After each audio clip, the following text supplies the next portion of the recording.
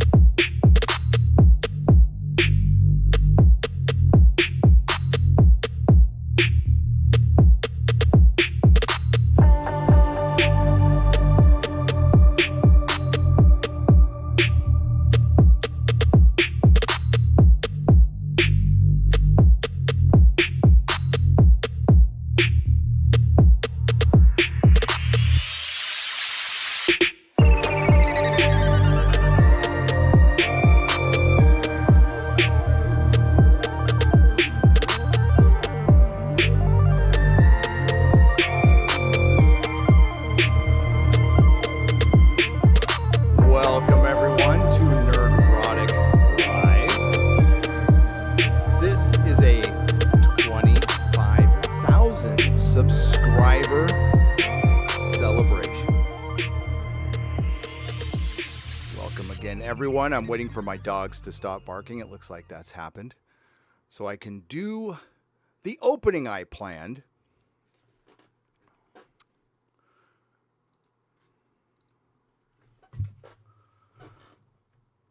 I want to live forever in a land where summer lasts 1,000 years.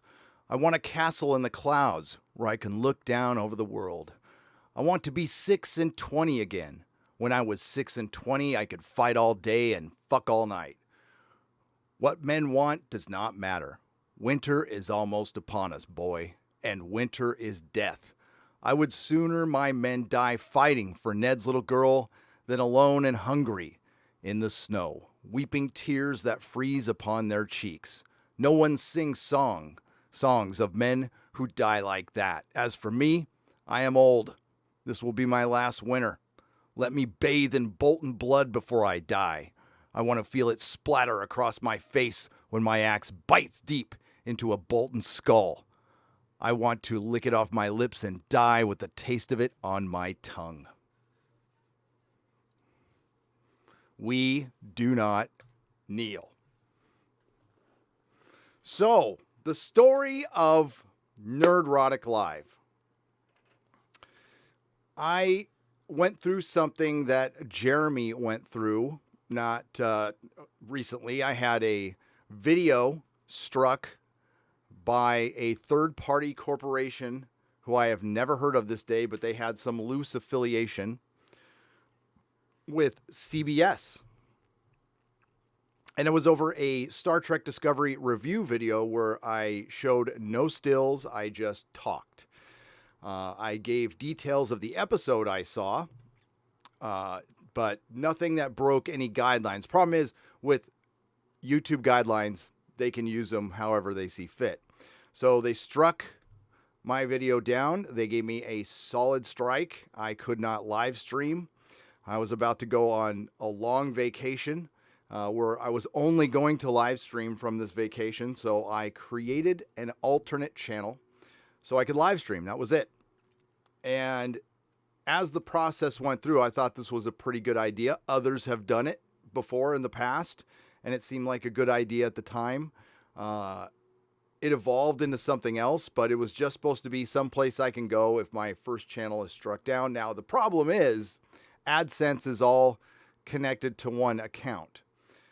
So if they want to strike that down, it affects all your channels. But at least I could still go on live, and I would have another place to at least do live streams.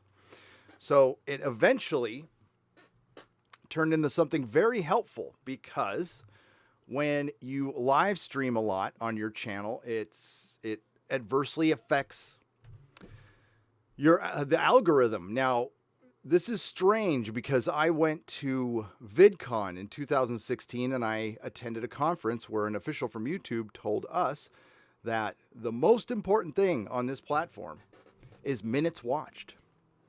Not views, it's minutes watched. And they strongly encourage people to live stream. That gets more people involved in your community. It gets more people. You can actually talk to people. You connect with people. And after this big long speech of the kumbaya, the togetherness of connection, it gets more people watching, and we can run more ads. Now, that's part of this platform, and that's why it's free. And I think a lot of people are cool with it. And there's a lot of ways you can get around the ads, and I have no problem with that. But I really liked the kumbaya stuff he was saying. I don't know how genuine he was, and it doesn't really matter. Don't care about his motivation. I was like, this is the future.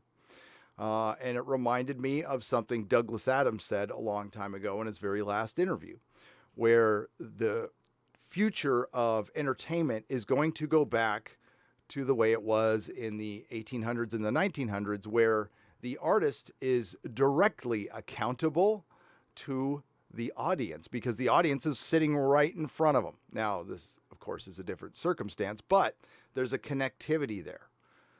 Interactivity. That interaction wasn't even a word that was around back then, but it is now, and that's where it's heading, and that's where scripted dramas cannot compete.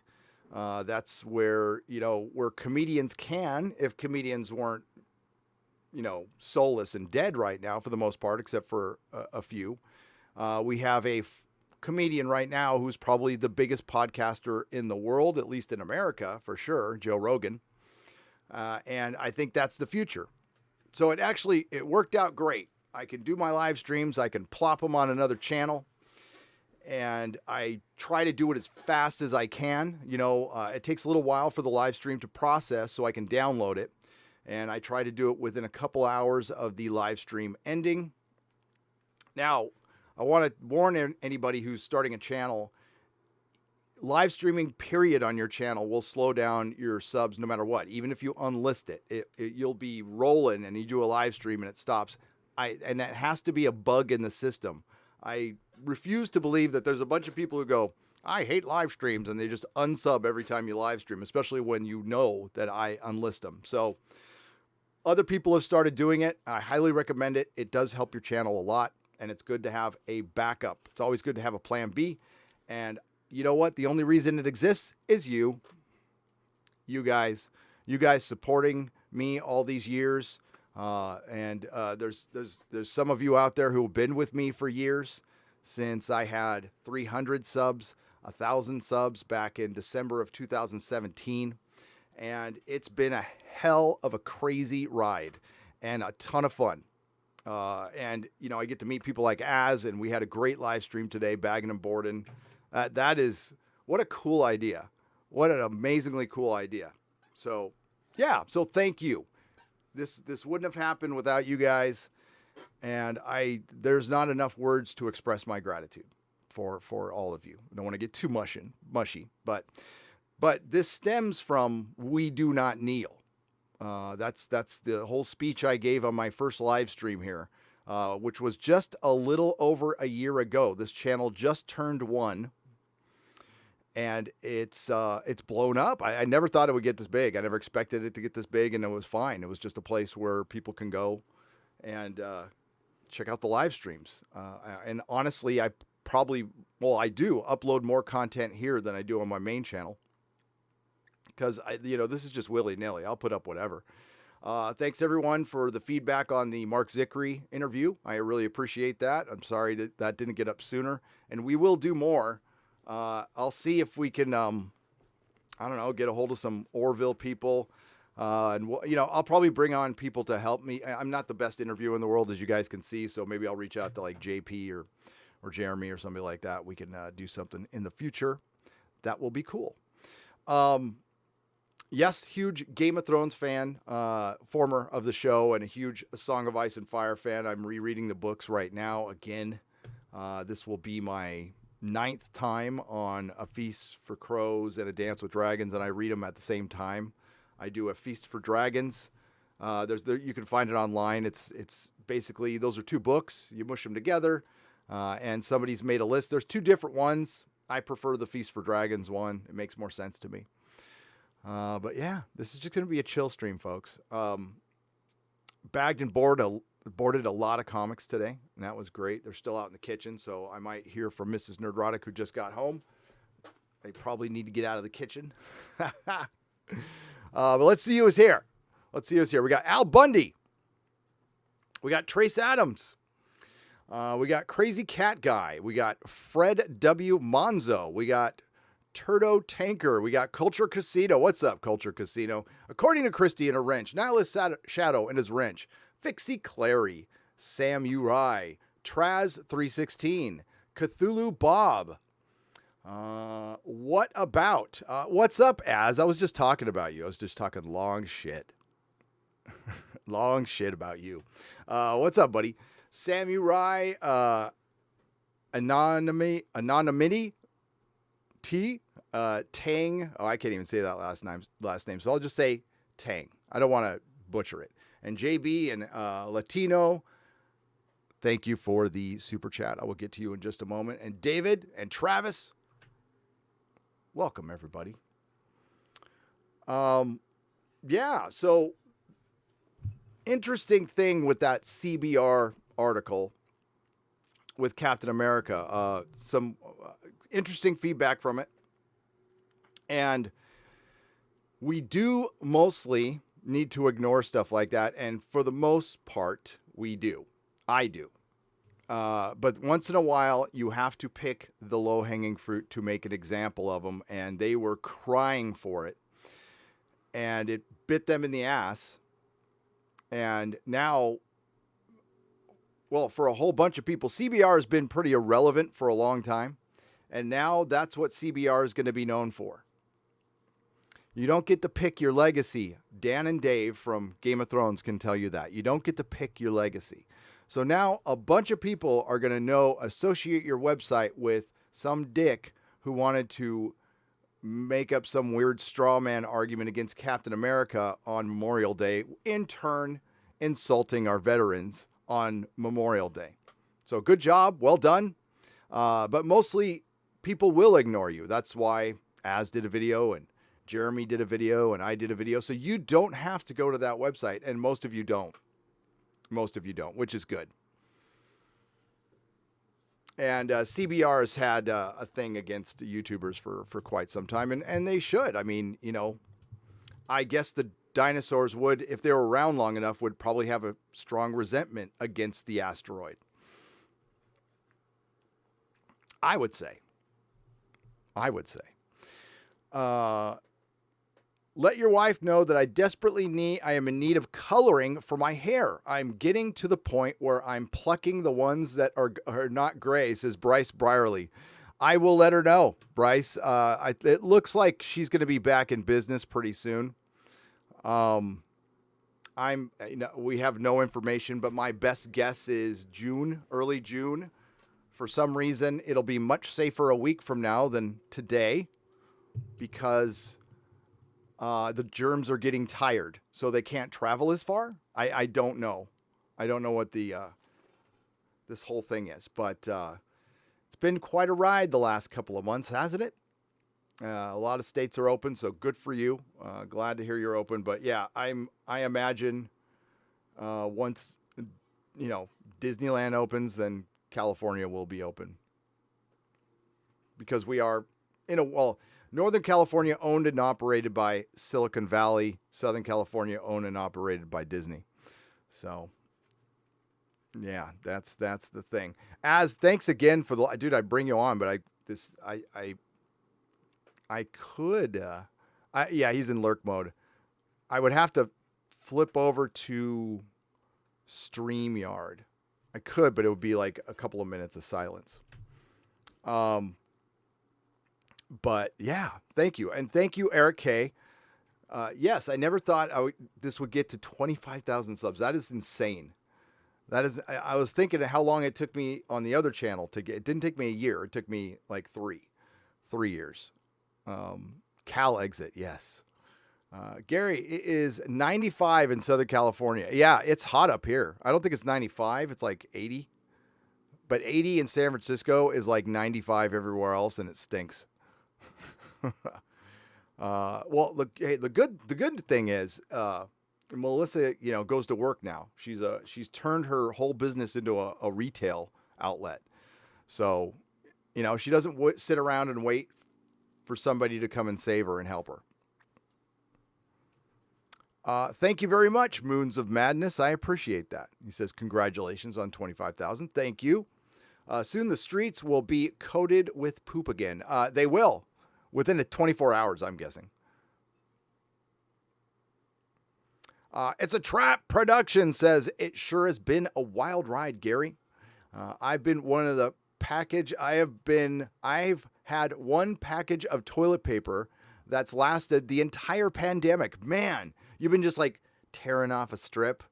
I'm not going to, that's all the description I'm going to give is tearing off a strip. And we could just leave it, the rest to the imagination if you want to go there, if you dare go there. California is asking for a bailout. Yeah, and Hollywood will be right behind. And our answer will be a resounding fuck no. No. As my old pappy used to tell me, life is full of choices, son. Stop making bad ones, dumbass. Loved my dad. CBR is the new code for poop. Yes. It's not as bad as the New York Times article, folks. I don't know if you guys heard about that. Tim Pool did a video on it. That one is, as bad as the CBR one was. As a matter of fact, I brought it up in the video and I cut it out because that one was, it's so vile. Absolutely vile.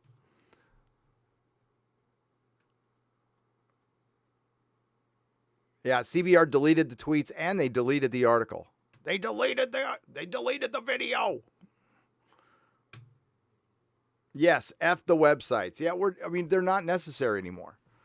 You can get information so much faster here on YouTube from anybody, as can turn around a video in an hour. That's faster than any news outlet can. Jeremy can do the same.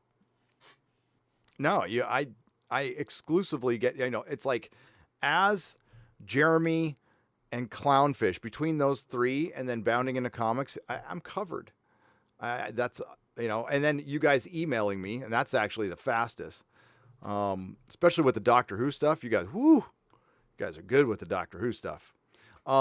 So apparently Big Finish is ending their monthly ranges. Now, if you don't know what Big Finish is is the Doctor Who audio adventures, and for the most part, they have been excellent. Some of the best of Doctor Who. You will, if you listen to the early, Bull's Trek talked me into this, and he was right. If you listen to the Sixth Doctor adventures, you will have a completely new perspective on the Sixth Doctor. Like, it is great up until a certain point. Now that they're going to have to integrate the Jodie canon, it's kind of dead, so I'm not buying the stuff anymore, but they're no longer going to do monthly ranges. And they had the 5th, 6th, and 7th Doctors doing monthly adventures. So you subscribed and you got a monthly adventure, and now they're going to package them up in physical form and in digital, where you get just packages. It's not going to be monthly anymore. Why? Because it hurt them. This whole last season hurt everything involved with Doctor Who. And I know this for a fact. Again, I have friends in lateral places where I'll just say that it's been affected. They have been, and of course the beer bug affected on top of that. So it's grim. It's grim. I'm very interested to see how the Yaz and Ryan action figures sell. I'm looking forward to the Yaz just sitting there playset, and the Ryan with dyspraxia action. So you'll have him ride a bike and he falls off the bike. Yeah, that's going to be fun. Good fun. Fun stuff.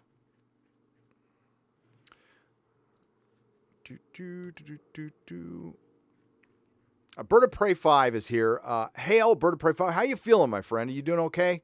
Hope things are well in your world. Congrats, Nerdrotic Live. Time for a third channel? Oh, God, no. Oh, God, no. When the culture war is over,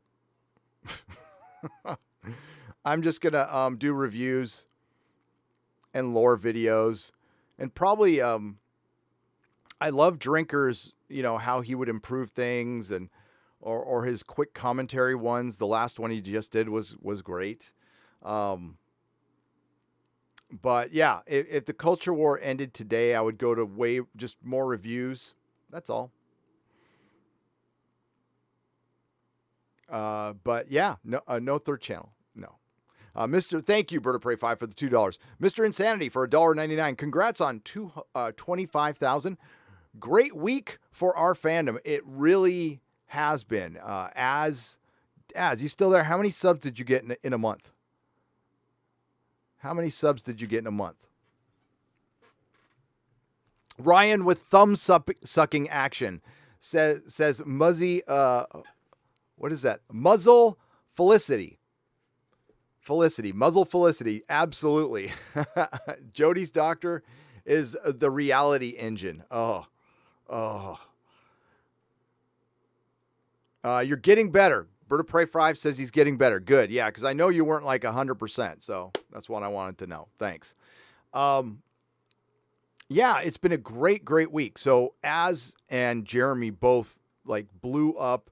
My boy Ryan got past 10K, 12,000 subs in a month. Well earned, my friend. Well earned.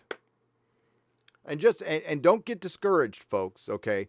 If you're getting one sub a day, you're growing. And that's how mine started. I would get, I don't know, I get like 10 or 12 a week. Great. I wasn't doing any videos. All I was doing was live reviews after TV shows. And I've got a regret. I don't live with many regrets, but I've got a huge regret I wanted to talk about. And a lot of people were asking. I said I was going to do it, and I just couldn't find the time because of Watchmen and stupid Batwoman. And I could kick myself for not reviewing Better Call Saul. So I'm going to probably do a season 1 review in the next couple of weeks after I'm done with Blake 7, and I will be there for the last season. Every episode, and it'll be on the main channel. That show is great. Nerdrotic the Tall got into it, so maybe he can join me, and you can meet my older son, who's huge. He looks like Eddie Munster if he was as tall as Lurch. Congrats. Here's mad money for a Pete's Dark Roast in your Get the Fuck Out of Cali research expedition. The Last Jedi brought me, but your Doctor Who content hooked me. Thank you, Corey B. Nerding, bro, for $4.99. That's the coolest thing about the Fandom Menace is like we all came together for The Last Jedi, and then we fanned out and went into our little passion projects. And I mean, that's how I entered it. And I wasn't lying. If you look at my channel a long time ago, there's a beardless boy. That's me. I'm doing a review with my friend John Reed for The Last Jedi, and he liked it and I didn't. Now, I love John. John's a longtime friend of mine. He actually is the friend of mine who worked on the Disney streaming service. He used to work for Ultraviolet. He's worked for Netflix, and they recruited him out of Netflix. He's worked at Technicolor. He's the one who gave me a recommendation and got me my job at Technicolor. He's just got horrible taste in movies. I still love him, but like, just horrible. We agree on a couple things like Buffy and Angel, but like he loves Avatar and I hate Avatar. And he loves The Last Jedi and I hate Last Jedi, and it's fine. But yeah, it was so long ago. The Last Jedi. So after I was done with that review, we did one more podcast after it, and I said at the end of that podcast, I'm never talking about Star Wars again. It's dead to me. I don't care. So for a year straight, I didn't talk about Star Wars, and I was at work at Tesla, and of course, I'm dicking around at work, and this dude keeps on popping up on my phone, who starts his videos out the same way, coming at you with another video. And I'm like, what is this dork? But he was saying things that I was thinking. And so was Jeff at World Class Bullshitters. And eventually I broke my silence. And it was when Mark Hamill was asked, I can't remember what he was promoting. It wasn't Star Wars, but he was promoting something. And somebody asked him, so are you done with Luke Skywalker? And he goes, I sure hope so. Remember that? So I did a video on that, and that got me back into Star Wars. Yeah. Back when Mark was telling the truth. Mark's a conundrum because as a person, unfortunately, we've all heard some unfortunate personal stuff that we probably shouldn't have heard. But it didn't make him look very good. We all make mistakes, though. They did ruin his character. He had to suffer through it, and that must suck. And his character's ruined forever now. Imagine how he feels about that. I mean, he could do voiceover work and stuff, but his legacy was Luke Skywalker. And it took till months after the fall of Skywalker and years after The Last Jedi for some people in the access media to finally figure out what we were talking about for 3 years. And this is how a belief system can keep you from seeing reality. And that's what this is. What we're fighting against is a religion. And it's really tough to get through these people. So we get Scott Mendelson writing an article, people like what he would consider a do-gooder hero, just a hero. They could still have flaws, but they're not like anti-heroes. Anti-heroes have their place. They absolutely do, and they can be more popular in some instances, Batman, of course. But I would argue that Batman's not that much of an anti-hero. I could be wrong. Maybe, pre-New 52, but you still need Superman. You still need Spider-Man. Spider-Man, I think, is still the best version of a hero. Maximilian Holzischer. Did I say that right? What's up, Maximilian? Thank you for the Australian $10. Hail, Gary. Love your vids, even if I don't always agree. There you go. Thanks for recommending The Expanse, currently on season 1. Any other recommendations? Going to try Space Command, so not that one.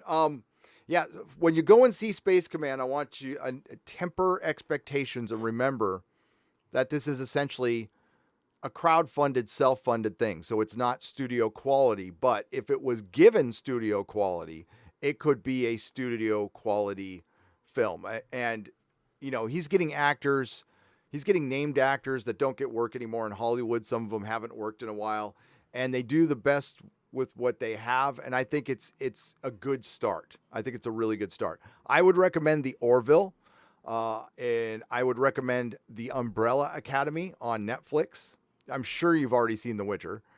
I would recommend an animated show called The Venture Brothers, which is simply the best show on television ever. It has the best character development of an animated show that I've ever seen. You got to be into that kind of humor, though. But what stands up with The Expanse? Dark is good. But there's not much. There's not a whole lot. and unless you start getting into older shows, and I don't know what you've watched, but if you want something new, the Umbrella Academy, we're supposed to be getting season 2 sometime. I heard it was in the can, and they're in post-production, so who knows? Who knows if it's delayed or not? There's a lot of shows out there that had good first seasons, and then they went off the woke cliff. But I love hearing that people stick around if they don't, please don't agree with me all the time. I don't agree with Mrs. Nerdrotic all the time in a 10-minute period, and we're married. So that whole echo chamber bullshit is bullshit. And speaking of Venture Brothers, congrats on 25,000, Gary. Long live the Venture Brothers. Paisley Gemini for $9.99. You have my promise that there will be live reviews on the main channel and videos every week when that comes back. Now, I check, not every day, but like every month or so, and it's in production. It's probably going to be later next year when we get season 8. I have an inkling it might be the last. What's incredible is it's like, I'm pretty sure it's the only thing Jackson Public works on. I don't think he does anything else. I think they just work on the Venture Brothers. And think about that. Guys that talented, where they could probably be making TV shows or movies, and they stick with this, and they give us this niche, cool show. That's never going to happen again. Thank you, Paisley. Sean Carter for $5. Hail, Gary. Just emailed you a pic I made. Subject is your 2024 campaign poster. Would love if you could share it with the chat. Sure. Hang on. Be right back. Go anywhere, folks.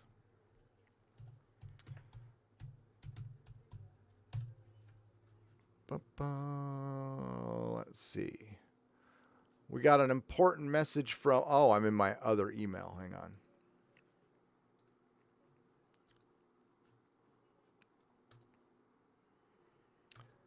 An important message from Gab. I lost interest in Gab. I only go over there once in a while to see what Dave Cullen is doing. Okay. Sweet. Hang on. Let me do this.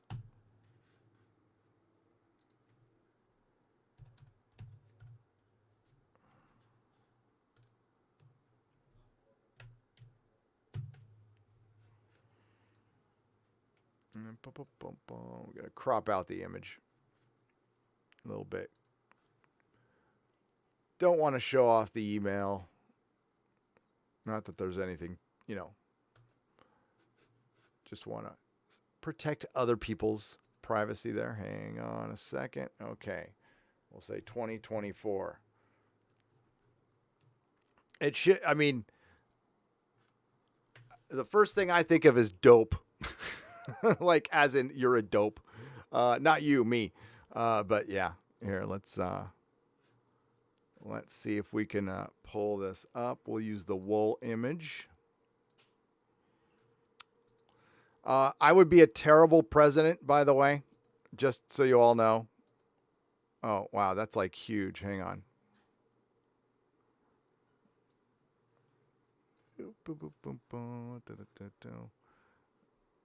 There's probably a quicker way to resize them, but I don't know what it is. Oh, look, there's my light bulb.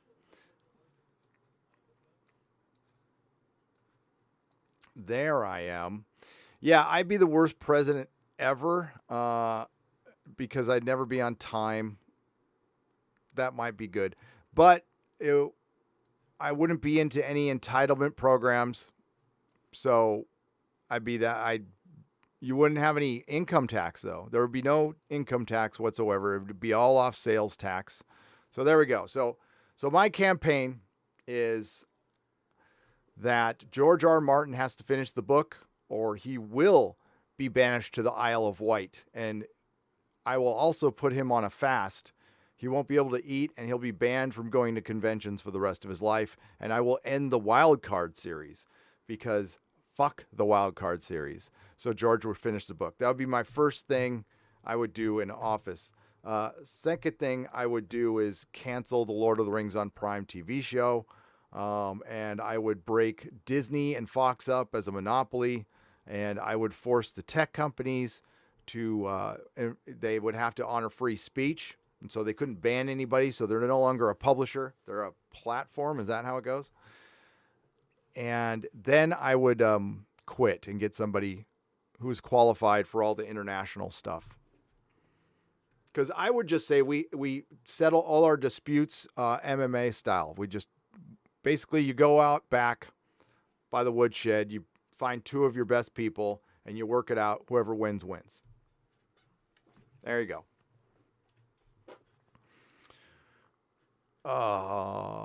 Thank you. Thank you very much. Yeah. No, Mrs. Nerdrotic would probably be a better president than I would. But thank you. I appreciate that. Hail. Neon Visual for £2. CBS keeps striking me. I keep appealing. I win. Yeah. It was in the early days, Neon Visual. So I didn't even put anything up. But my Picard video is filled with video, absolutely filled with it. I watched Red Letter Media, so if they can do it, I can do it. And I am reviewing it to the letter of the law. But yeah, you win every time. The thing is, it kills the momentum of it kills the momentum of your video. Like Az's video, I mean, it was probably worth it in the long run, right? His video was at 50,000. It probably would have hit 100,000, which, I mean, it sucks. It's good to having 100,000 videos on your channel really helps. Really, really helps. That's a magic number for some reason. It's really not that much better than 80,000, but YouTube treats it like that. Judo Cricket for $20. Thank you. I nominate this as the official Nerdrotic motto. We do not kneel. Okay. I've been using it since I started this channel. But yeah. And since I've been reading A Song of Ice and Fire. We do not kneel. And we will not kneel. And I thought it was also pretty good for Neil Druckmann. We do not kneel, we don't want to be a kneeler. And Neil is a kneeler. Trust me. We saw a good example of a kneeler with a comic creative recently, who I will not name. I will just say there is some really good help out there. This comic creative has enough money to get the help that he needs. You're either going to need it now or you're going to need it later. And I would just recommend getting it now. Stargate 404 for $5. Gary, you hear Paul Feig blamed the Orange Man for the Ghostbusters backlash. I did. 25,000 milestones shows that we care about, what we care about is good stories and modern mythos. Yes. Yes. Paul Feig blamed the Orange Man. So it had nothing to do. And by the way, I've never seen this movie all the way through. I watched the first 15 minutes. Doomcock was going to do like a roundtable on it for his Patreon. And I watched the first 15 minutes. I'm like, I can't do this. So I have not seen it all the way through.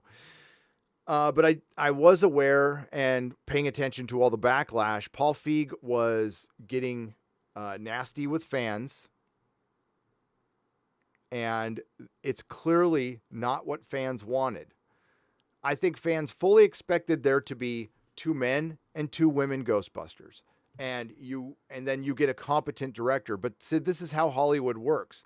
They just pick the guy who was the hottest in the last month. And Paul Feig, I guess, had a hit within that year.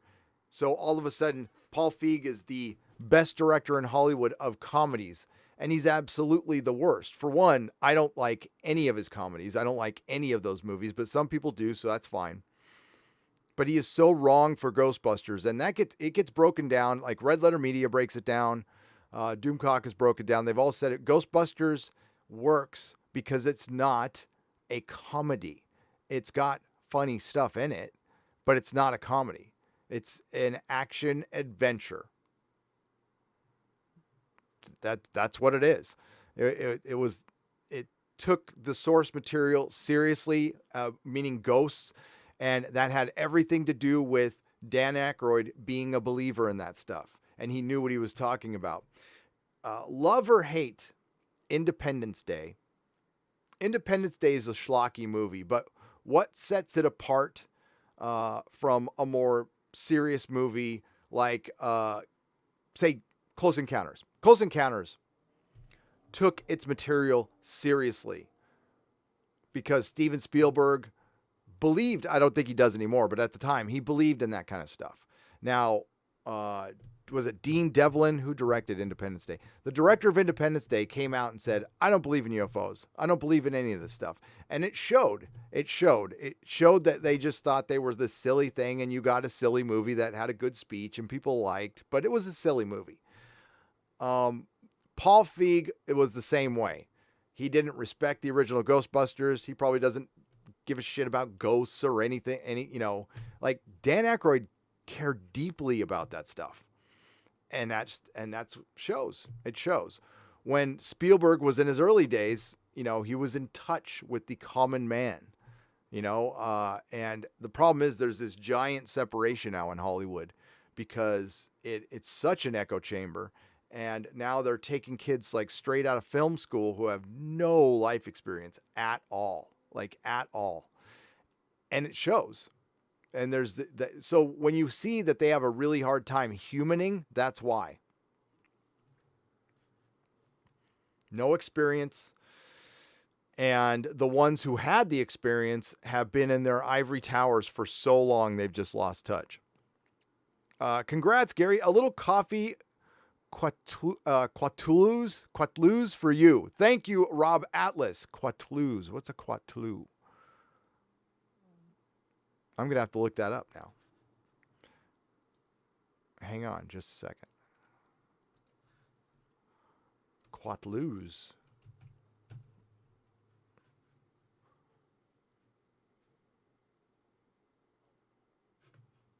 It's an anti-fraud website, Financial and Tax Fraud Education Associations. Wow, Quat2, Memory Alpha. Quatlu is a monetary unit for, oh, God, yes. God damn it. I'm like, what in the hell is a Quatlu? It's cheddar. It is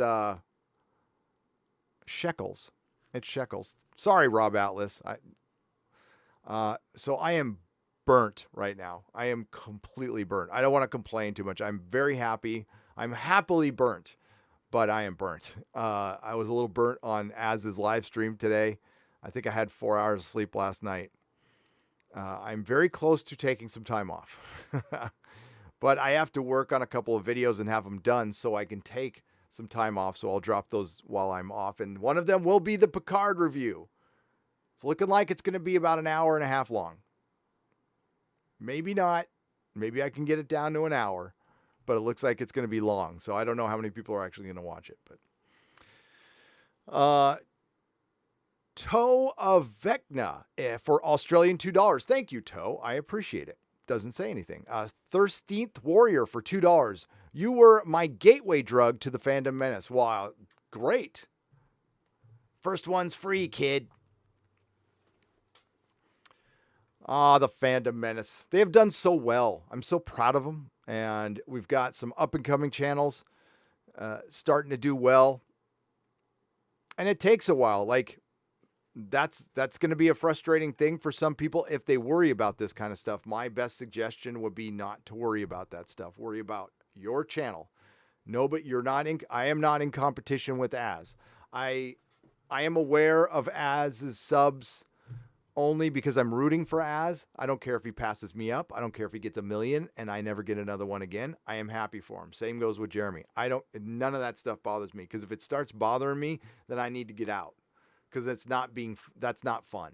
It's not fun trying to outdo everyone. Yes, there is friendly competition, certainly, but I am in competition with myself. So I set my personal goals and I try to achieve my personal goals. My goal is not to pass up Jeremy. Wasn't my goal. Never will be my goal. And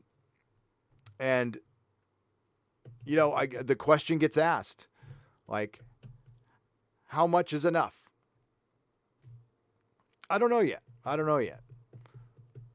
I think you always want the channel to be growing on YouTube, so YouTube will keep recommending. That's the whole thing. But as far as like balls out going, if I wanted to do that over, what was it, December, aside from Game of Thrones, the Game of Thrones month was an anomaly. That was insane. The amount of subs I got was insane. Everything about it was insane, and it was a privilege. I'm sorry I didn't expect the show to die the way it did.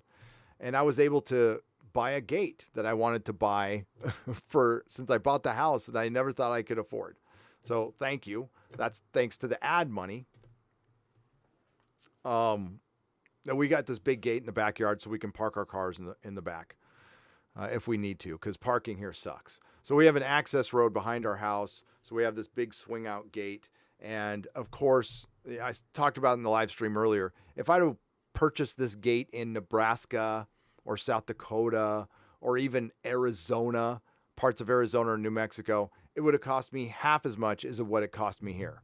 And the worst part about it is you have to beg these people to come out. So it's some things are so scarce here, it's ridiculous. Like getting a gardener or getting a carpenter, it's impossible. So there's no negotiation. They get top dollar because they're coming out. Because it's so difficult to work here. When you have, if you're going to be an official contractor, it costs you so much money. So it's better to find like the under the table guys, but those are hard to find too. So it's not like where I grew up in SoCal, it's easy to get all that stuff. Here, everything's kind of a pain and it's really expensive. So I was very grateful for that. But in December, I did not expect, summer was pretty slow around these parts. I had the good Game of Thrones month, and then I did a bunch of traveling. So summer was pretty slow, but it was good. It was fine. It was, I had a lot of fun, went out to Comic-Con, went to New York Comic-Con, met a bunch of the people from the Fandom Menace. A group of us went to Disneyland for free and had a blast, went to Galaxy's Edge, clowned it because it was stupid. Had a good time. But when I got back, I'm like, well, I might have to retool the channel because things have slowed down. Then I did a Terminator review. And when I did that Terminator review, the channel just blew up. I mean, like Game of Thrones. And I don't think the review is anything special, to be honest with you. It's no different than any other my reviews. So I think, I don't know, YouTube decided to favor me that month or something. And man, the end of the year was great. The end of the year, I was able to take my time with videos and not have to rush them out. And it was insane. Then of course, Copa kicked in, and then, the Copacabana, and then of course the other C word kicked in. So things are good though. It's crazy. I still, pinch myself once in a while. Like, I don't think this is real. But the Fandom Menace has been the best part of Star Wars dying. Honestly, and I said it earlier today, I think the Fandom Menace is better. To me, it's better than Star Wars right now. We do not kneel. Hail the Fandom Menace leader and hail chat, not the Cultural Casino. Thank you for the $20. So not the leader. It's a lot of people blame Jeremy. So I think if we continue blaming Jeremy, I think that works. I think that makes the whole system work. Samu Rai for $2. I always miss the Exozone Blue Nerdrotic streams. Blue Nerdrotic. That's right. Well, we do them. We did 2 in a row, which was rare. So we do them on Thursday at 3 p.m. Pacific time. And I think we're going to do one this week. If the stars align, we're going to talk about the kind of a scary subject, the magnetosphere. What's going on with our magnetosphere? There's an anomaly in the South Pacific right now that's concerning. Congrats on reaching this this milestone, this sub milestone. Gotcha. Okay. Thank you, Crazy Cat Guy, for $5. I appreciate it. Thank you. It's, again, I don't know why. I think, this channel started taking off a little more when Friday Night Tights like hit another switch. I think it's called As, and people have been loving it, and it's been getting, huge numbers, and still no notifications are going out. So it has to be you guys. So I don't usually dive through my analytics because it's boring, and if I haven't done it that much until now, it's not going to change much. But I went and dug in to see like how many notifications are actually going out for my live streams. Under 10%. Under 10%. So it's you guys sharing them. So thank you. Hi all, says Noel Morrison for $2. Hello, Noel. How are you? Welcome. Thanks for being here. I appreciate it. What Breaking Bad episode turned off Doomcock? Asked Brett Norman for $2. I believe it was the final episode, right? It was either the penultimate or the final episode. But I don't want to say much because he is doing a video on it, Brett, and he'll explain it. And honestly, I can't argue with him from his point of view. I think he's got a decent argument, but I think Breaking Bad was always meant to end that way. We'll just say that. Been a long, strange journey to 25,000. Been here since the start and enjoyed every minute. Thank you, my friend. Thank you, Eric K. I really appreciate you, and thanks for joining the member streams. It's fun. It's fun. Thank you for the $4.99. And, you said 25K. LOL. You didn't have to put another super chat in there. Thanks, man. I appreciate it. Samurai. Oh, where'd it go? It jumped on me, folks. Hang on. And sorry, yeah, I'm a little low key today. I am so fried, but in a good way. It's a happy fried. Hear about EVSCG. Need our help to call for unity. What's going on? Tell me in the chat what's going on. Oh, the question is, I love CG. I do. I buy the books. I am not officially parted. I don't use the hashtag. If I do anything funding wise, I would not try to use the hashtag ever. That's not cool. There's a lot of people who've been working a long time in that group who've been grinding, who deserve more attention than I do, for sure. I am thinking of doing a crowdfunding thing, but it will not be a CG thing, of course. But if they need help, what's going on? Like, let me know. I am not aware of any problems other than the usual, back and forth, we'll say, that's going on over there. Judo Cricket for $10. Come on out to North Carolina, Gary. It's a damn good place to live. I've got friends out there. They love it. Maybe. It all depends on the misses. I know I'm really liking Texas. I've got friends in Texas. Hail, Gary. Congrats on 25,000. Thoroughly enjoy your content, especially Friday Night Tights. It's reassuring to hear like-minded people on YouTube. Can't wait to welcome you to Texas. See? Texas. Jeff Race, thank you for the $14.99. And yes, Friday Night Tights is a blast. It's actually requiring planning now. I'm going to have to start getting the guests a week out in advance. And I can't shoot videos on Friday anymore. I've got to dedicate my entire day to it, which is fine. It's a pleasure. They've been going smoother of late. And I've got new microphones coming, but I figured out the microphone problem too. So I had a bad USB connection. So I just replaced it, and it's fine now. Toa Vesna for $20 Australian. Hail, Gary. I dropped comics cold turkey in 1998. I was planning to start collecting again, but the current SJW writers don't deserve my money. They do not. Any must-reads worth buying published in the last 22 years. By the way, hashtag cancel Jeremy. Cancel Jeremy, yes. I've got one that I'm going to pull off the rack right now. You can read this without having to read anything else, okay? You just pick this graphic novel up.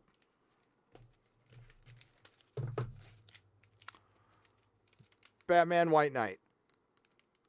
It takes place in its own world. It's Sean Gordon Murphy. It is excellent.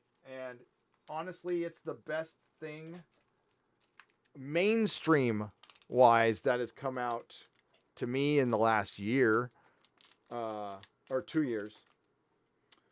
And now if we're talking 22 years, all right, so I'm just going to throw some stuff out there, not knowing like what your tastes are. 22 years. So you gave up in 98, so you would have read that. I would read, I got to get the,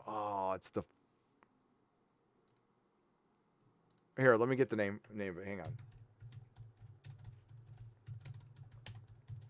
I don't know if you could find this anymore because they kind of made it disappear. I think it was called Terror. Was it called Terror?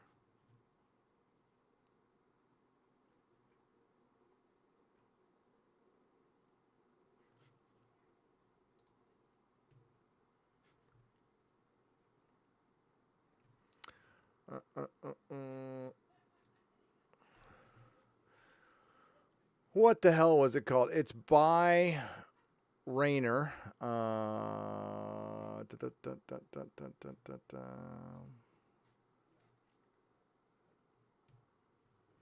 Yeah, Captain America Volume 1, The New Deal. And John Reber. It was John Reber and art by John Cassaday. Dave Stewart did the colors. So it was like it was post 9/11, and it was starting this new era of Marvel out post 9/11, where they got a little more dark and sophisticated. It is a great story, and it's hard to find sometimes. That one's good. That whole run of Cap is good. There's one where, oh God, Submariner tells him that the government knew he was on ice the whole time. Oh man, that was a good one. Jay Lee did the art for that one. I would pick up, I was talking about this with Supreme Power, which is Squadron Supreme. And it's like an R-rated Marvel Justice League. It's pretty freaking good. Hyperion stuff like that. Yeah, it's good. This new version of Nighthawk, which is brilliant. It's J. Michael Straczynski and Gary Frank doing the art. It is the shit. I would pick up Joe Kelly's Space Ghost, and I'm not joking about that. All right, so this is like one of the best reads I've read in the last 20 years. So here we go. Yes, it's a serious take on Space Ghost, and I would love a movie, a TV show on this.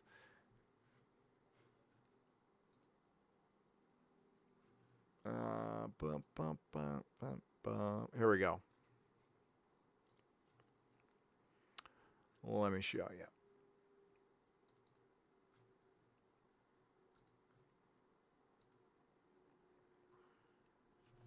Right there. So it's by Joe Kelly. All right. And Ariel Olivetti. And that's the art. So this is, I believe that might be Alex Ross cover, but the interiors are this. And you get Space Ghost's origin, and it's brutal. It's not unlike The Punisher, but it's a serious take on Space Ghost. That's what the interiors look like.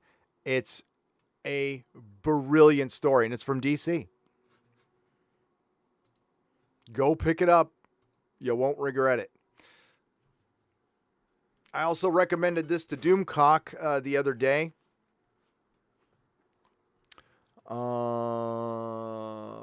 Here, let's see if I can find that one.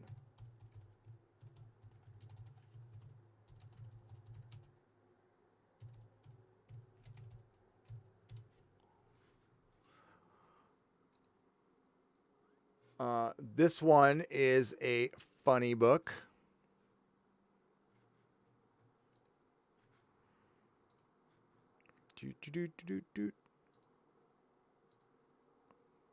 Rawhide Kid. I was reading this on a plane and I was laughing so hard that the people next to me started complaining, and I had to stop reading the book.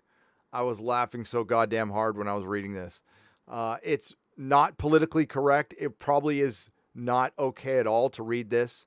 But yes, it's the Rawhide Kid.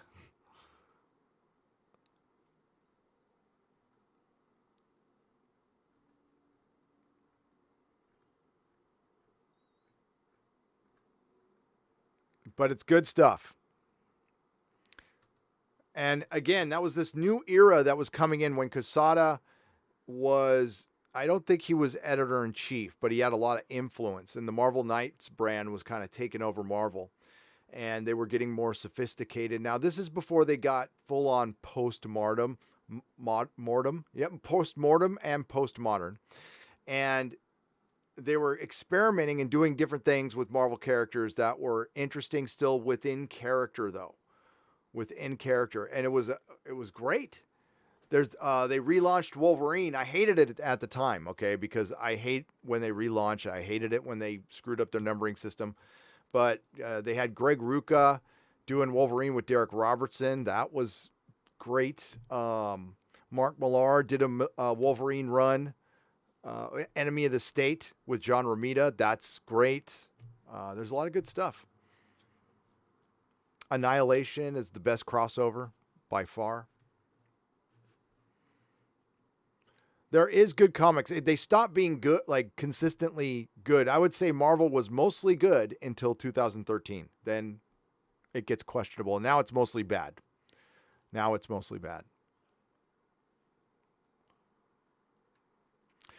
Thank you for the Australian $20. A shadowy sage for $4.99. Proud of you, brother. You inspire me to engage my creativity professionally. You keep it real and full of grown ass man isms. Much respect. Thank you. I appreciate that.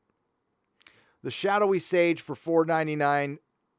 To answer that question, well, you didn't ask a question, but the whole grown ass man bit, it's all about, I guess, life perspective. And you don't have to be a man child to enjoy comics. Okay. You can still have fun. You can still have a sense of wonder and a sense of fun. You don't need to be jaded, but you don't have to be a thumb sucking man child either. All right. There's times we have to nut up and we have to take care of business and quit whining. And we have got way too much of that right now. It's because we live in a very comfortable society. A lot of these kids, and I'm going to call them kids, even if they're older than me, haven't had that hard a time. They've been protected too long, and it sucks. I know a lot of you out there have not been protected. And, that's why you probably have the same perspective I do. Is like, well, these people are crazy.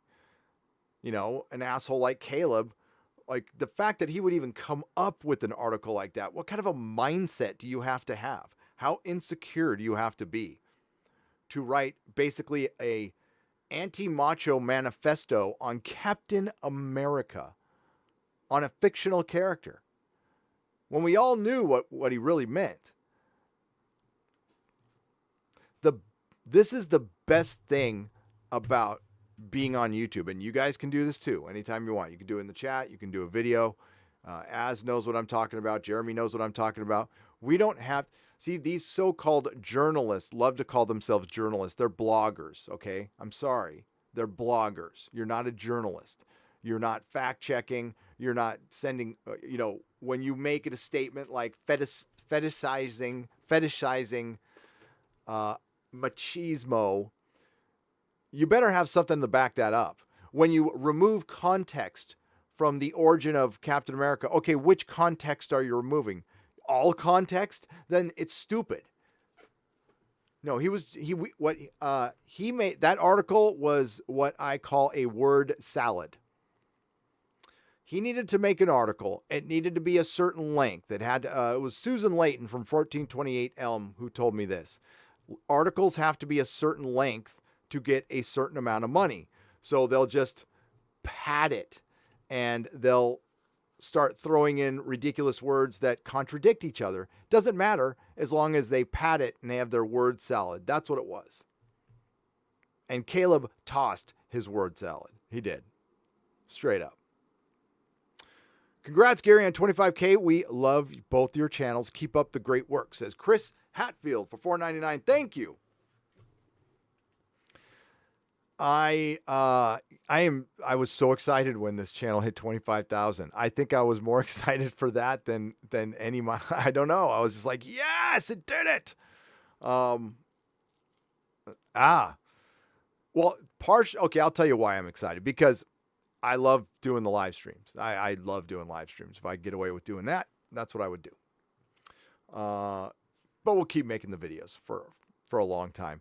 I did think about it for a little while, but I'm not going to I'm going to take clips out of my live streams and turn those into videos. Nope. Not going to do the Campia thing. Campia does the Campia thing, not me.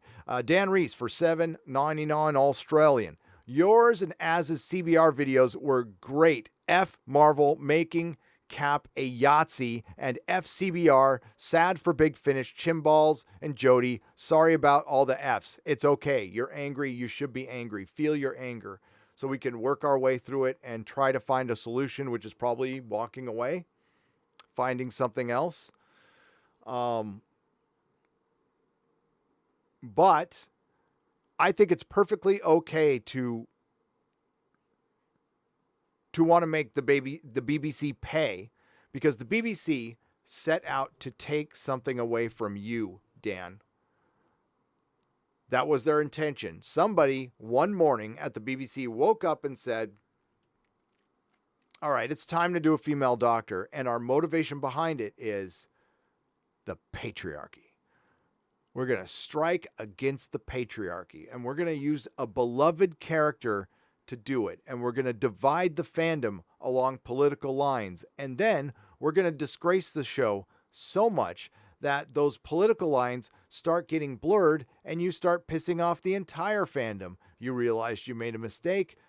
Do you correct that mistake? No. You dig your heels in the sand and you double and triple and quadruple down, and damn those Yahtzees. We don't want them as fans anyway, because they're Yahtzees because we said so. Because we need it to be true, because if it's not true, then we made a mistake. And there's no way we're going to admit we made a mistake. So you must be a Yahtzee. Because I need to feel better about myself, because I can't make mistakes. Lord Funkicus for $25. Hail, Gary. Congrats on hitting 25K on the live channel. Looking forward to the main channel hitting 1 million. That's not going to happen. And the celebration to follow. Keep up the good work. Good fight. If my channel hits 1 million, no, I can't even make any promises. It'd be, we'll see. We'll see. Maximilian Holschuser for $5 Australian. I hate Avatar. Better be talking about Blue Avatar and not Avatar: The Last Airbender. Oh, of course I am. Of course I'm talking about Blue Avatar, Maximilian. Avatar: The Last Airbender is the shit. How do I feel about it? Let's see. I could just reach over in my room and pull out something Avatar. These are a great deal, by the way. Dark Horse does this with Buffy, and they do it with Avatar. I believe these are, This book, you can get this book for $30. It's $39.99 cover price. I'm sure you can find it for $30. And It's beautiful. And they do this with Buffy, and they have The Promise, which is great. The Search. That book that I just held right there was my best-selling book for the year of 2012. I sold hundreds of those things. Hundreds.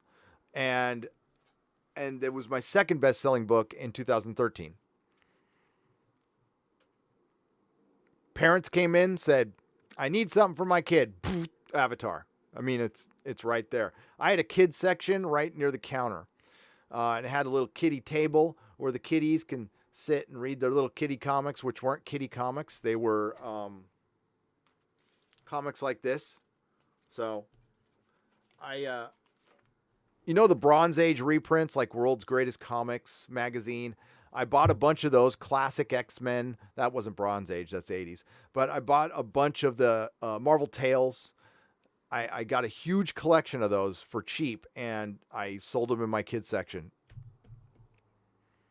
And what did Brian do? He turned it into a little Scholastic section. Yeah.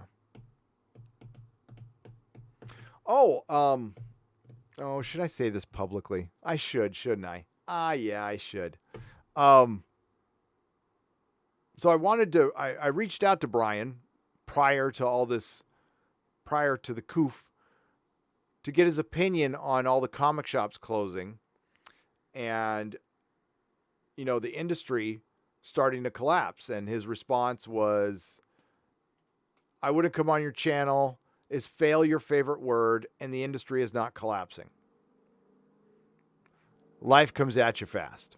So recently he's come up a lot in the news, and I think he was looking like a good guy at first, but then he got a little selfish, a lot selfish at the end, and people saw that. And I mean, that's Brian, folks.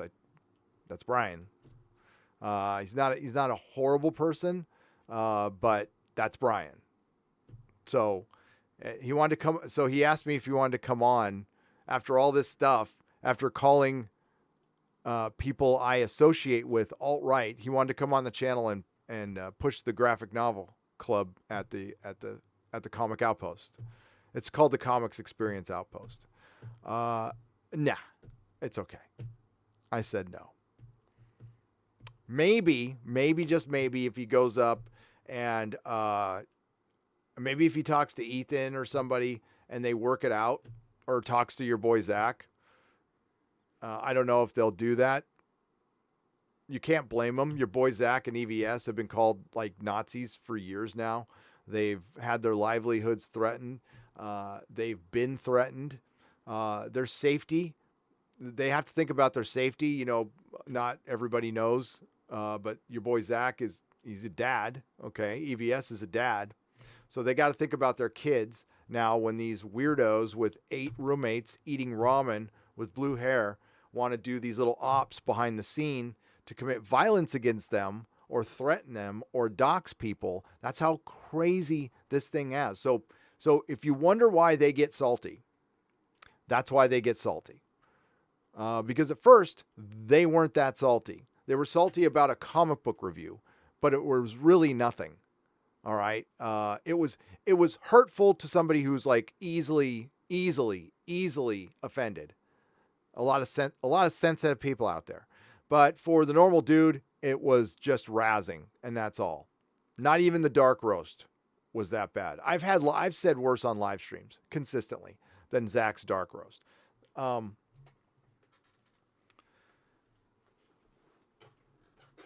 Yeah, so I think he should talk to them.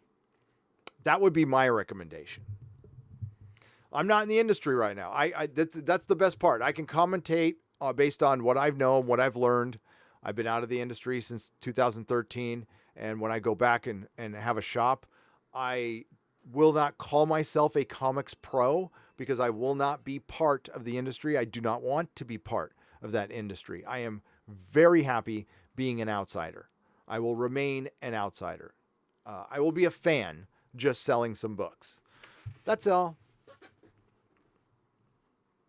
Yeah, no way in hell I want to get involved with all the schemes and scams within the industry, all the drama, getting involved with Diamond, and my livelihood relying on decisions made by Marvel or DC, and that change on a whim, or they announce some big, huge crossover event in the previews catalog, and it just says summer crossover event, and they want me to buy unseen hundreds of copies of comics where I can't see the cover. I don't know what the fuck they're about, and they could change their schedule on it forever, or we can build some momentum. The first 2 books come out, then it gets delayed for 6 months, then you're fucked. Yeah, I don't want to go back to that at all. I'd rather struggle it out with stuff I have, stuff I own, instead of relying on Diamond and Marvel and DC to constantly fill my coffers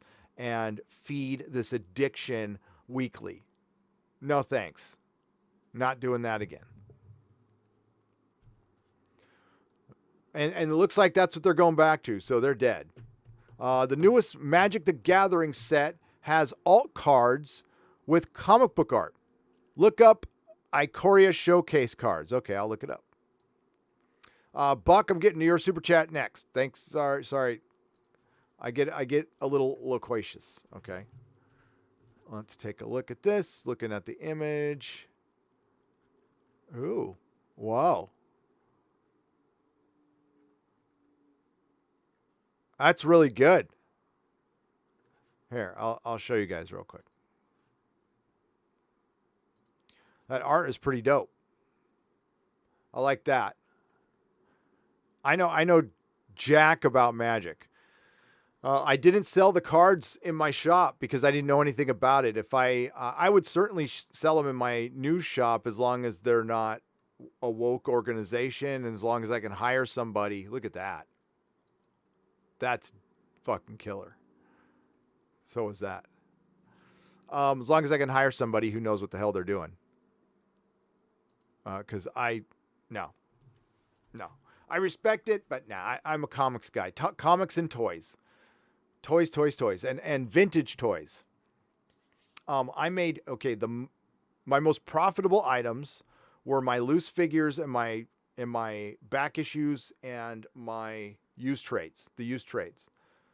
Got them pennies on the dollar, and I would sell them for $5-10 a piece. And then I'd get loose figures. So people would come in and sell me their action figure collections that were ripped out of the package. And I loved them. So I stole this big chest from Mrs. Nerdrotic, and I would fill them with action figures. And it was $5 an action figure. And then what would happen is mom and dad would come in. They would go look for their comics. Their kid would go straight to the chest. And I had a big sign. Yes, you are allowed to play with the action figures. And the kids would play with the action figures. Mom and dad would probably, buy 1 or 2, whether it was obligation or whatever. Didn't matter. The kids were occupied. They were safe. They got to play and touch with some stuff, so they keep their hands off of the really expensive stuff. And mom and dad could go look around the store. It's not rocket science, people. All you have to have is, a brain. And I don't even have a full one of those. So nobody else has an excuse. $100 from Buck. Buck, sorry, made you wait this long. Buck, thank you, my friend. Hey, Mr. Nerdrotic, just wanted to say you're the best on YouTube. Wow. I know I will get it straight from you with no BS, just like Jeremy. Whether I like what you say or not, and that is rare commodity today. Congrats on your success, and here's to many more years. Thank you. Thank you, Buck. That is very generous. Thank you. Yes, I'm not always going to be right, ever, but I will try to be as honest as I can and shoot straight. That's all I can do. Thank you, Buck. Hyper Kaiju for $2. Go Team Venture. Go Team Venture. I still need a couple of those. Oh my God, they did Mego size action figures for I can show you a couple here. If you look here, you see Gary in number 24 up there, right by the bulb, right there. right there and there. Those are Comic-Con exclusives. Those things are worth $200. It's ridiculous. The packaging fell apart. That's why. So I've got a Monarch. I've got Brock. I've got Dean. I've got Hank. I don't have a Rusty. I don't have a Dr. Venture. I've got Dr. Girlfriend. I've got the Phantom Limb. I still need to get some more, though. They didn't make a Girl Hitler. I'm a little disappointed about that. Hey, favorite Gary.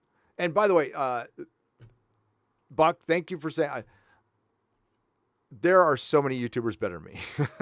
But thank you. Hey, favorite Gary, says Blue-Eyed Scorpio for $4.99. I'm gaming, just stopping by to say hello. Happy for you regarding this second channel. Thanks, Blue-Eyed Scorpio. Have fun gaming. I appreciate for the $4.99. Toe of Vesna for Australian $5. Best character development in an animated show. Zuko from Avatar, The Last Airbender, is a masterclass in the subject. It is good. It is very good. I would say the best for a kid's show, for sure. But as far as canon and characterization for a show that should have never had it in the first place. So Venture Brothers started out as, I mean, it's a gag. And maybe they had it planned all along and we weren't aware of it. But it was just an Adult Swim cartoon that drops you in the middle of this adventure with this weird family. And it's basically a parody of Johnny Quest in every single Saturday morning cartoon from our era. And they build this entire world now it's insanely good. And it's hard you got to watch it to understand. Like, we're on season 7 of Venture Brothers. There's 2 to 3 year breaks between seasons. We are still dealing with stuff from season 1, and the canon is tight as hell. So if you watch the first episode, there's something that happens in the first 3 episodes that doesn't get dealt with until season 7. You don't really notice it until it happens. And it's like, God damn. And then you see the development of the characters. And I don't want to ruin the surprise if you haven't seen it. But no, Zuko's a great character. Yeah. Yeah, Venture Brothers is a thing that should not be. It should not exist. It's too cool to exist. But it does. Thank God. Matt Forte for 10 Canadian pesos. Gary, congrats from Ottawa, Ontario, Canada. From the bottom to the top. You seem like a humble guy, but take a bow. Not because you deserve it, because you earned it. Well, thank you. Thank you very much. I appreciate that, Matt. I love Canada. I'm so sorry your leader's wacky, but the people are awesome. Yeah, Avatar: The Last Airbender. God, Netflix better not F that up. That's all I'm going to say. That's a fandom they do not want to mess with. What do you think of Crow City of Angels? Says Gentleman on James, or Gentle on James for $2. I didn't like it very much. I like the soundtrack a lot. I don't like any of the Crow sequels. I love the first one. The Crow, the original Crow, is in my top 10 favorite superhero movies. It is one of the best, not scores, but soundtracks ever. I mean, absolutely ever. I was working in the Warehouse Records the day the Crow soundtrack came out. My friend Doug put it on and played it. And I'm like, I thought he was playing a mix or something. I'm all, how'd you do that? That was like all the best bands right now. And like Henry Rollins. So it's got Henry Rollins doing a cover of a song about another comic book character in a comic book character soundtrack. That is some Inception 4-dimensional, Ghost Rider, by the way. Great it's such a good version of that song. It's better than the original by far. But no, I don't think of Crow City of Angels too much. I watched it once in the theater, walked out, and was just like, yeah, but maybe I should watch it again. I'm a huge fan of, I don't say his last name right, Alexander Proyas. Proyas, the guy who directed The Crow and Dark City. Oh, Dark City's Dark City's great. Kyle Gardner for $20. Hail, Gary. Congrats on 25,000 subs. I would love to hear you talk Lord of the Rings lore when the culture war is over. I have to say as well that I enjoy how passionate you are about your fandoms. It's refreshing to see. Thanks. I love what I love. Ouch, I just hit my knee.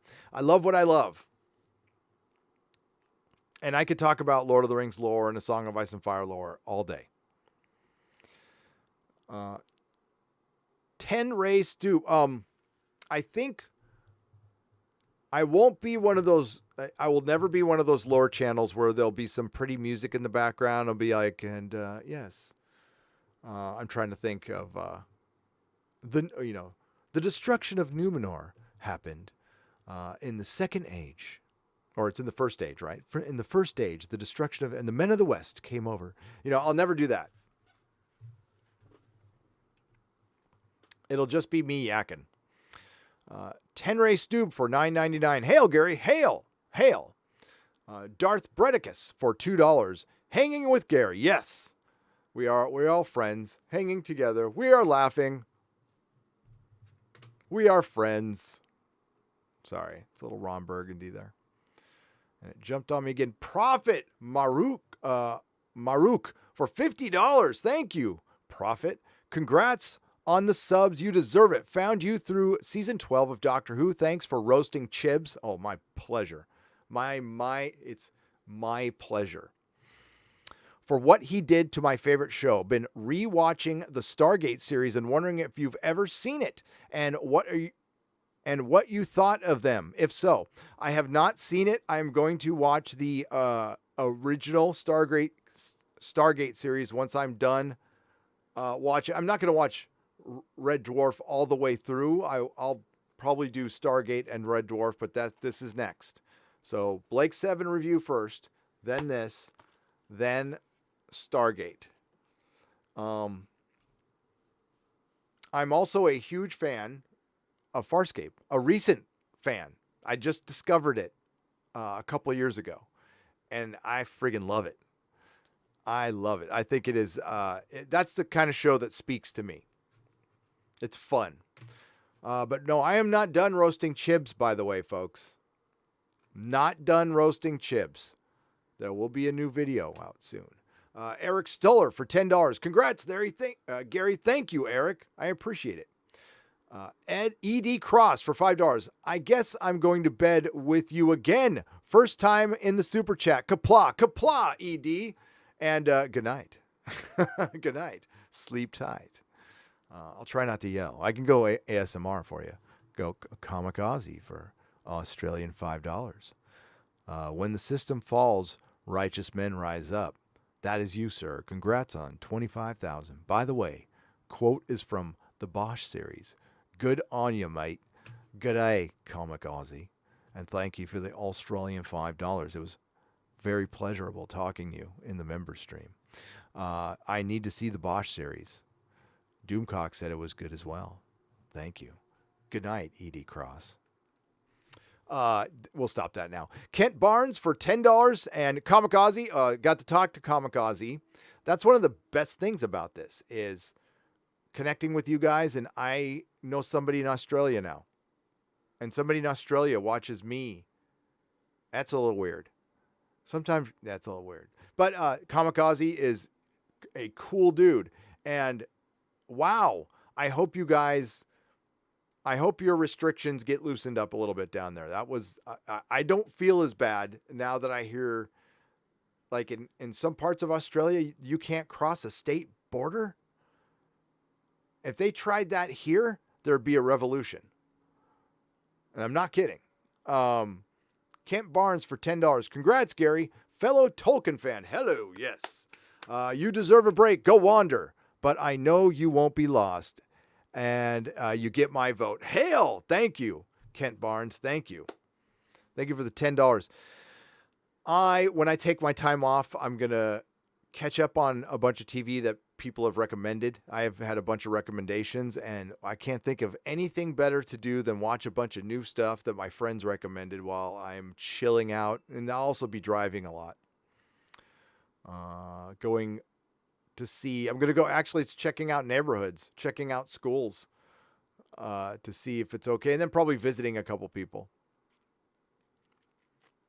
Maybe I'll drive to the center of the earth and meet Doomcock. In the year 2525, congratulations, Gary, on 25,000 subs. You've earned each and every one. Best of luck and best wishes to your Cal exit. I'm ready for your new comic store. Hail the fans who are the customers. The fans who are the customers. The most important thing out there that Hollywood, the Access Media, the BBC has forgotten a long, long time ago. And it looks like the right people are remembering this. And those will be the successful ones in Hollywood. The ones who recognize that it is about the fans.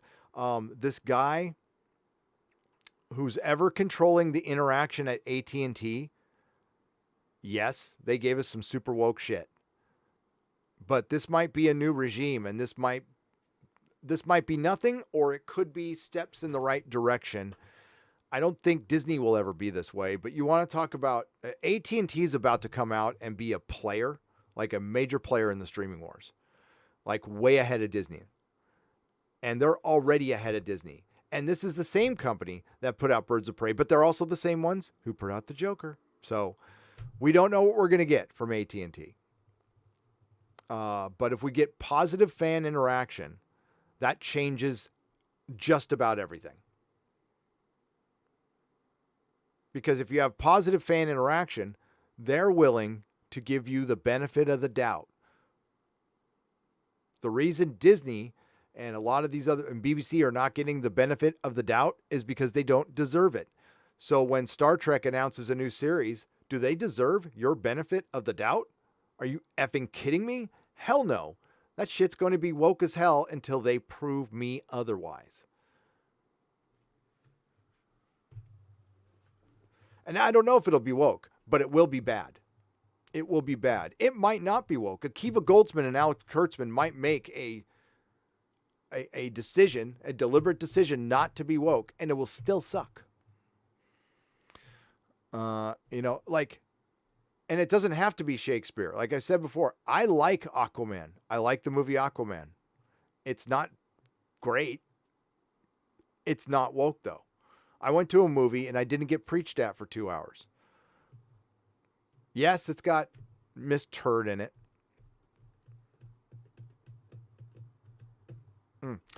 Sorry, hope you didn't get ghosted after my Memorial Day super chat where you said if FCBR didn't know it was going to be the right after the that dumb article. Oh, beer me too, Brett. No. It wasn't you. Don't. I hope I didn't make it feel like it was you. No. There's nothing you guys can do to get me ghosted. I get, or YouTube does it. But no. Absolutely not. Beer me too, Brett. Thank you for the $5. No, that article, I'm glad I read it. I wouldn't have, I did the live stream and I drank some tea and took a walk to try to rest my voice to do the video right away. And usually I don't. I doubt Az is still here, but so live streams, you guys who've done them before, or I'm sure you've been traveling, you've been to Vegas, you hung out with your friends, and you know those nights you spent like just sitting around a fire or sitting at dinner or something like this, yakking with your friends for hours and how drained you are afterwards? That's how it feels after a live stream. I like conk out. So I finished Az's live stream and I started working a little bit on, I have 2 Star Trek videos in the work. So I started working on both of them and I had to change shirts. And I fell asleep in my chair and I woke up. My head was right down here. I'm like, I got like a crease in my face because this is a drawing table. So there's this little metal thing here to keep the pencils from coming off. And, kind of lost a day to 2 hours of sleep, but I need to sleep and I'm still tired.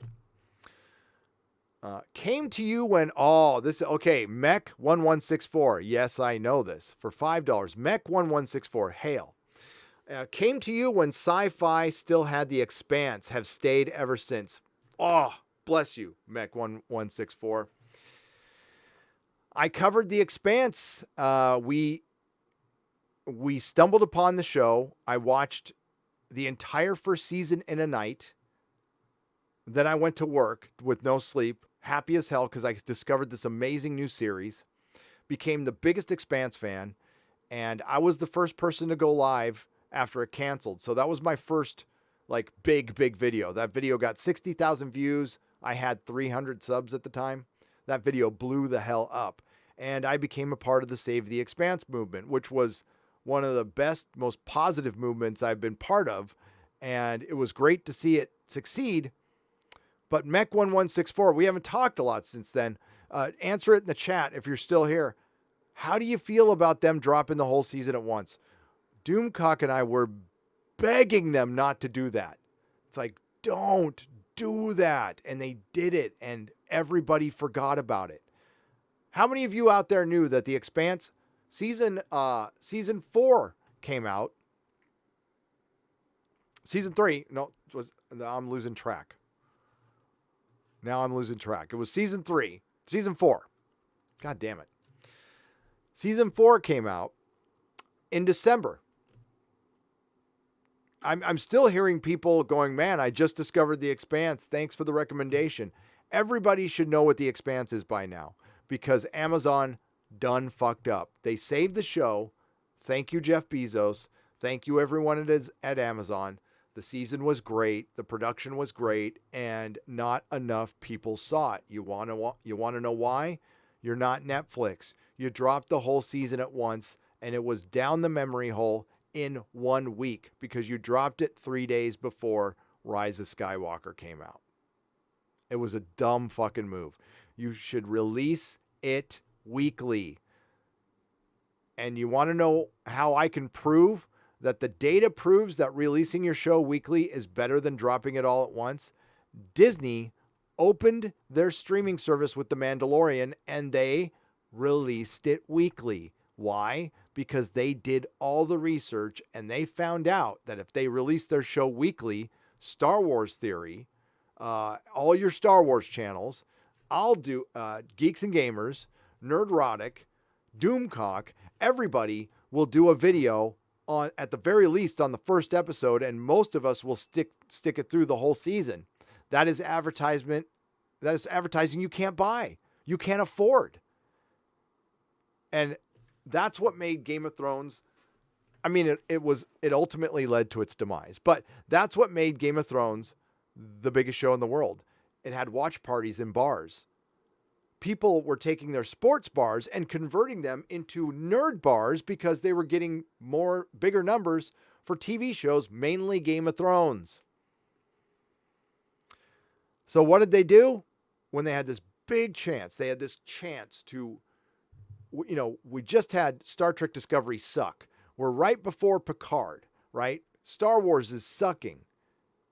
You have an alternate science fiction show that could have grabbed a huge portion of what's left, which isn't much, of the Star Trek audience, or grab the Star Trek audience that's disgruntled with Star Trek. And believe me, Doomcock and I are trying, but we're just two people. So it should be one of the bigger shows in the world right now, and it's not. And what I'm worried about is we'll hear that the next season is its last. Now, I'm glad it got picked up for a 5th season immediately, but I'm worried.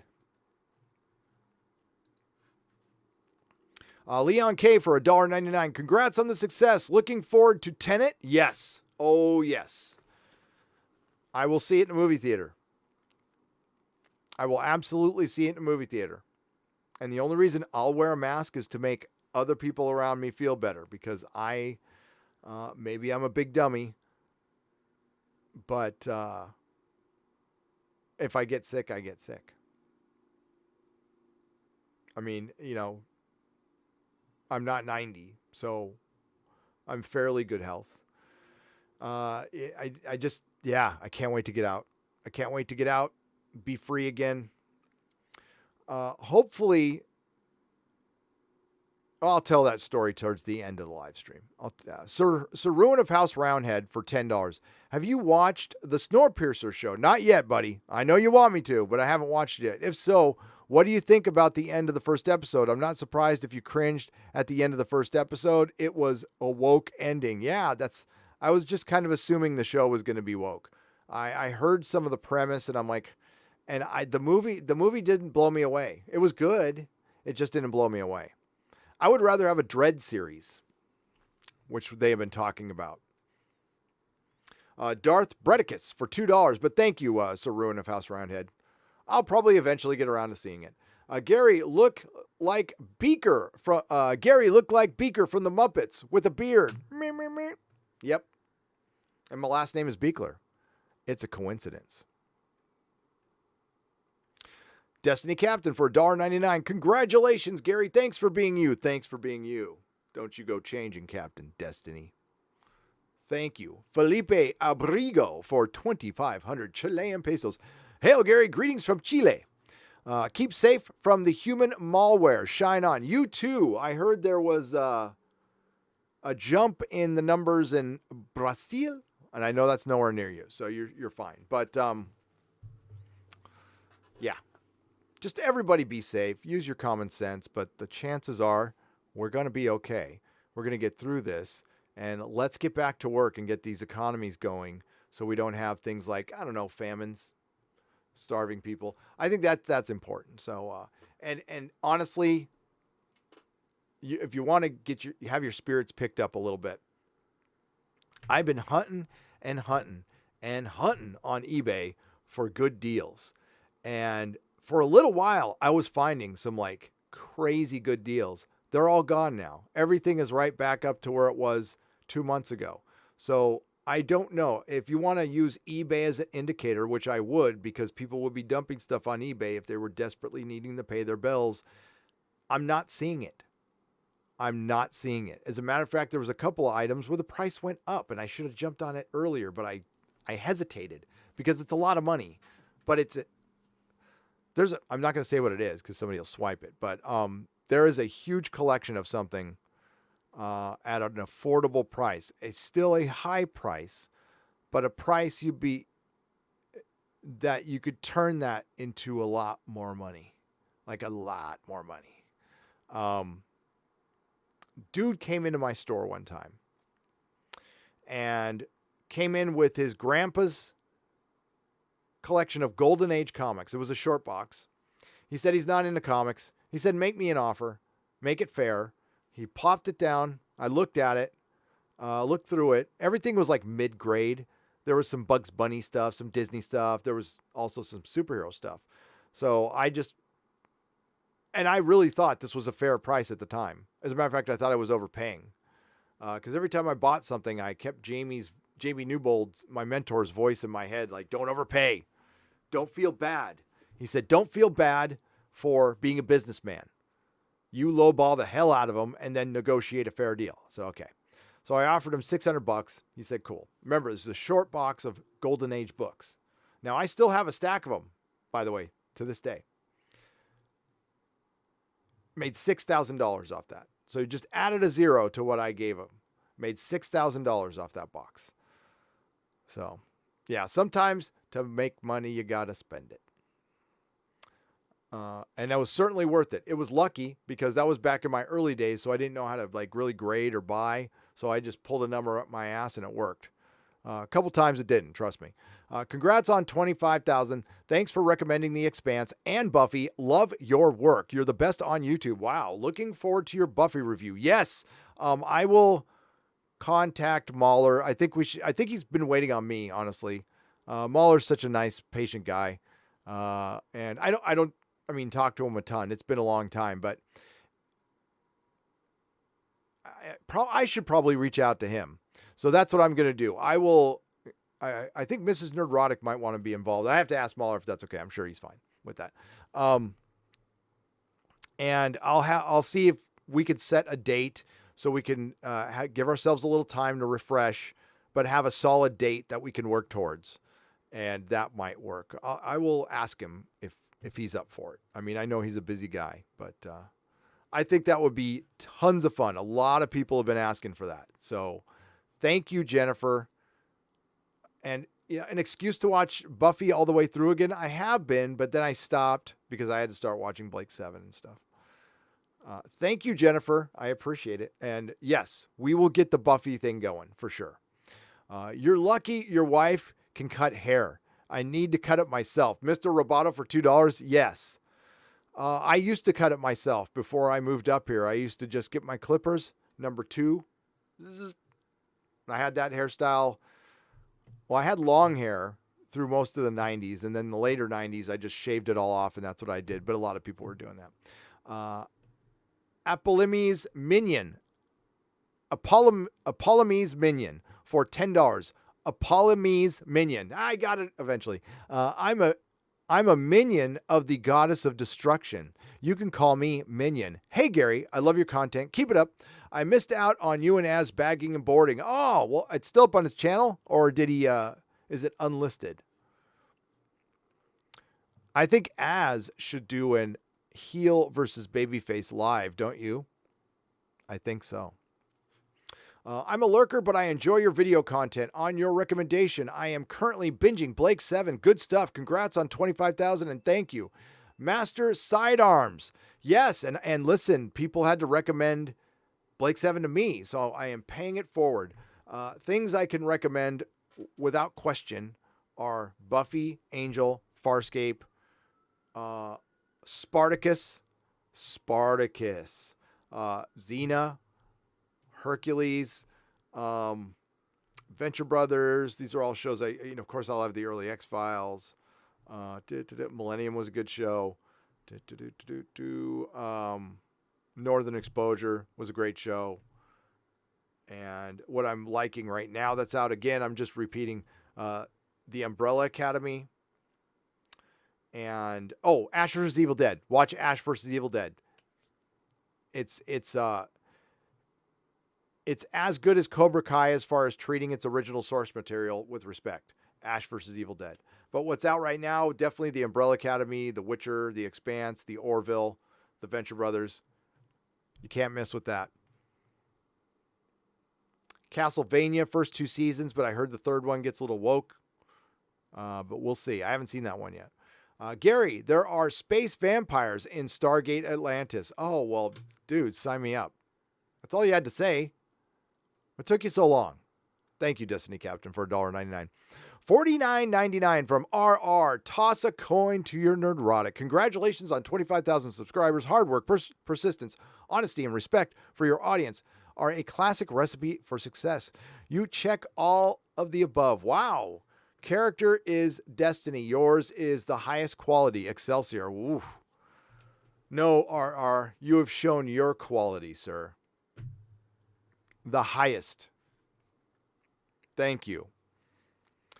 For the $49.99. Jeez. The Historian General for $5. Stargate is awesome. A suggestion is to watch the original film Stargate before you watch the original show, SG1. Looking forward to your review. All right, I will. I have not watched it since I saw it in the theaters, and I didn't like it very much. But, I was in my 20s, and I thought I fucking knew everything like that. Like all 20-year-olds. I was insufferable as a 20-year-old. From one old fella to another, hail, hail, Ancaris for Australian $5. Thank you. Mr. Roboto for $2. Maybe The Asylum will turn out another hit soon. You never know. You never know. Congratulations, buddy. Onward to 50K, says SJ. Thank you, SJ. Hail, my friend. Thank you for the $5. I appreciate you. Ginger Hosley for $5. I think I wandered over here in the winter of 2018 because of the Sargon Patreon debacle and was glad to find a place to drown my Doctor Who sorrows. Grats. Ginger, thank you. Yeah, something like that better not happen again. I am tired of that happening, by the way, and we need to change that. And I wouldn't be surprised if we get some legislation like after the 2020 election, but not before. Love your show. Keep up the great work, says James Moore for $5. Thank you, James. I will do my very best. Thank you. JPRPH1 for $9.99. I'm looking forward to your Buffy reviews because I have never seen a single episode. We'll watch it with you. Oh, hell, okay. Strangely enough, I saw Angel up to season 4. Started Blake 7 thanks to you. Thanks. Oh, and I hope you're liking it. JPRPH1 for $9.99. Yeah. Angel is great. Season 5 is his best season. So we can go on that journey together. You didn't know Blake 7? Wow, I used to watch it as a kid. All I can remember about is I loved it, and that Avon is a total badass. Yes, Avon is a badass. I couldn't remember his name the other night because the names haven't sunk in yet. But no, the show's great, and if it was available in America, I don't remember seeing it as a kid. It might have been on PBS, and I just missed it. George Orwell. Oh, hail George Orwell. I know George Orwell's actually been coming to this channel for a while. And he's been saying, dude, my book is like coming to life around us. Do you believe this shit, yo? Congrats on 25,000. You've showed honesty is valued. Question. It's the 40th anniversary of Empire Strikes Back. Do you remember your first time seeing it? Yes. Absolutely. Will never forget my first time seeing it.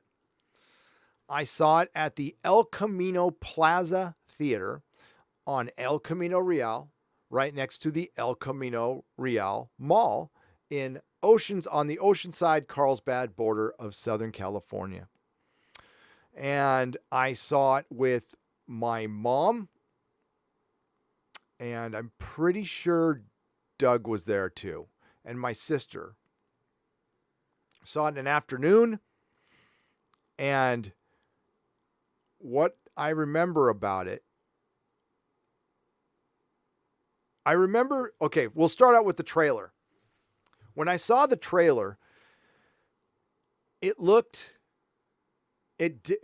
I felt like as a kid is it felt like they upped their game. Like the heroes felt absolutely familiar, but it looked, you had a real sense of danger. And I'm not even talking about the title, The Empire Strikes Back. If you see the first trailer, there is a cutaway scene where the door shuts on R2 and it makes it look like they're kidnapping somebody or something. And it drew me in and absolutely fell in love with that movie. All those a-holes who said that people were pissed off at this movie and there'd be the same, they don't even know what the fuck they're talking about. People universally love this movie. At the end, were there gasps of, what about Han? Yes, of course there were. But people were way too like, Darth is what? What? And everything about that movie was leveling it up. All right. Empire is a masterpiece. Is an absolute masterpiece of science fiction. It is better than A New Hope. It is the best Star Wars movie. It had the best toys. The Snowtrooper is the best looking Stormtrooper. It was, everything about it was fucking badass. And it had Gary Kurtz written all over it. Ben Burtt's best work was in The Empire Strikes Back with Dagobah and the Imperial probe droid. The soundtrack was amazing. The asteroids, and this shit was done in it was filmed in the 70s. And Harrison Ford's best performance as Han Solo, followed by his worst performance as Han Solo, by the way. But his performance of Han Solo was brilliant and should have been nominated for an Academy Award as Best Supporting Actor.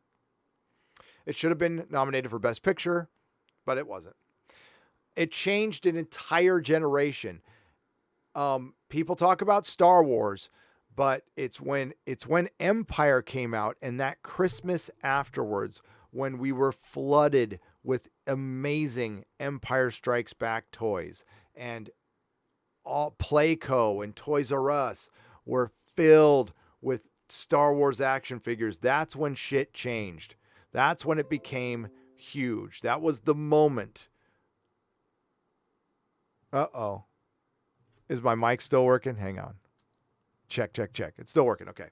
That was the moment. So, yes, the first wave hit with Star Wars. Empire comes out.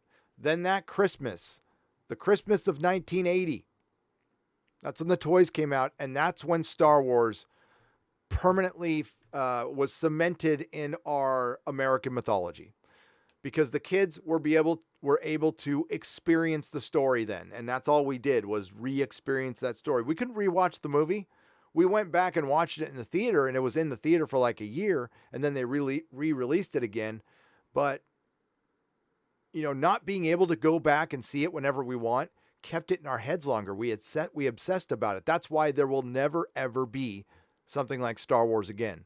The system isn't set up for it.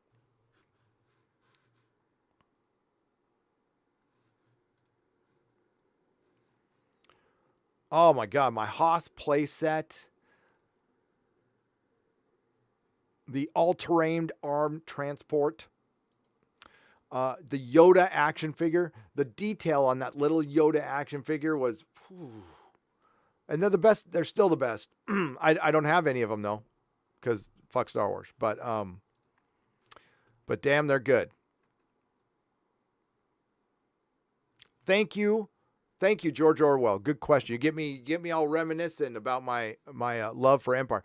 And I had a best friend that we just loved the movie, and that's all we talked about. We would call it, you remember this part in Empire? And we would sit there, and Doug and I would discuss people like Ben Burt. And we knew who everybody was, and Doug was a member of the fan club, and then he got me to be a member of the fan club, and we got Bantha tracks, and it was great. I got you a gift. You'll have to wait a few months. I hope you like it. Congrats on 25,000. Apollomy Minion, thank you. I appreciate it. You didn't have to do that, but thank you. For $5. 13th Warrior for $20. There is a report about the copyright. There is a report by the Copyright Office on recommendations to Congress for changes to Section 512. Check out the Lawful Masses YouTube channel for a lawyer's breakdown on the report. He says he will make several videos. Okay, good. I will check that out.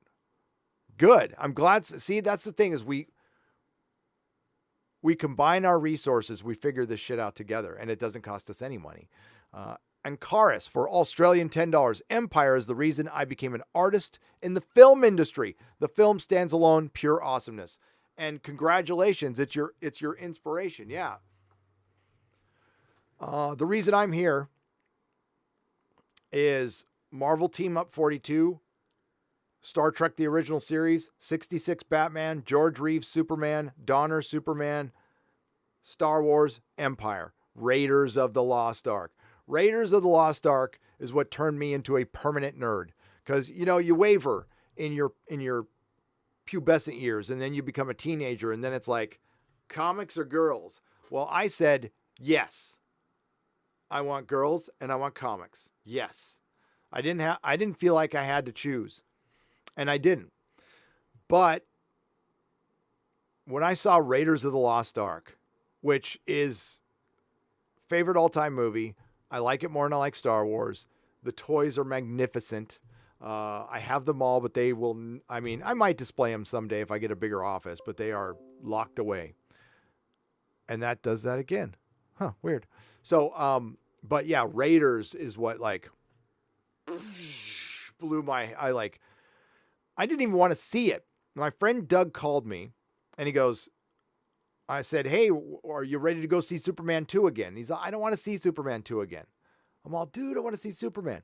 And he's all, no. There's a movie called Raiders of the Lost Ark. He's all, I said, I hate the Raiders. Fuck the Raiders. I'm a Charger fan. He's all, no, Raiders of the Lost Ark. It's a movie by the director of Jaws, Steven Spielberg, and George Lucas from Star Wars. I'm all, it's a movie by both of them?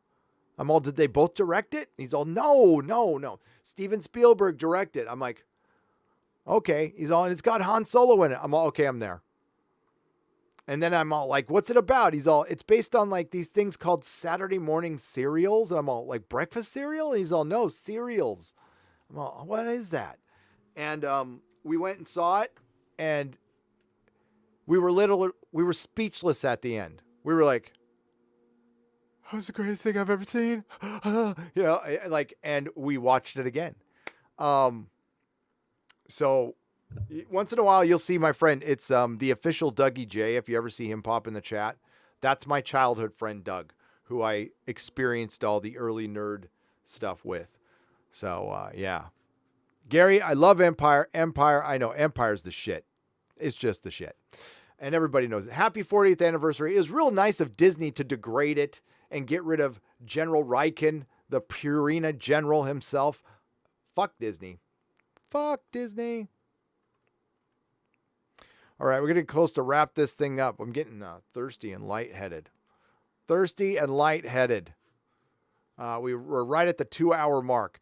So, thank you, everyone who has joined me on this journey. Thank you for staying up late and keeping me company tonight. I really appreciate you. Thank you to the mods who are Nihilist Shadow, According to Christy, and RR, and Eric K. Thanks to all the members on the other channel. Somebody asked earlier, I will not be doing memberships on this channel, only on one channel. I can offer them on this channel, but I'm only going to do it on one channel. Stellar Heather, thank you. And thank you, everyone, for the super chats. It helps keep the light on. I will keep you all updated on the comic store and the movement of the comic store. Things are, hey, the bagging and boarding I'm doing with that has something to do with the comic store. It's the process. It's all part. I got to organize, inventory, everything. So that's going to take me a long time, but it will be open in 2021, folks. 2021, I'll let you, once things come off a lockdown and we see how things go for a couple months, I'll be able to give you a date. But we're going to do this. I kind of miss it. It'll be much more fun without Diamond and not having to pay all my bills from the store because it will be combined with the channel, right? So we'll do, not much is going to change. I'm still going to make videos. The live streams are going to be the same, but occasionally they might be in front of people. Who knows? JPRPH1, thank you for the phallic unicorn on the way out the door. Again, everybody, have a great day. Be good to one another. I will see you tomorrow on the Nerdrotic Nooner on the main channel. I'm working on 2 Star Trek videos. One of them is Picard. That's a couple weeks away. The other one is almost done. I got to just shoot the end. In the meantime, check out the one I've got out. If you have already, thank you for checking it out. Give me a follow on Instagram because we have Swag Sundays where Mrs. Nerdrotic gives away Nerdrotic merchandise and other things. We've got some other cool things we're going to put in. Again, that happens every Sunday. You have to follow us on Instagram. So it's instagram.com/Nerdrotic. I'm also on Spotify. So if you're listening to Joe Rogan and you want to hear an audio version of all this stuff, just look up Nerdrotic on Spotify and give a follow. Until next time, not all who wander are lost, and may the wings of liberty never lose a feather.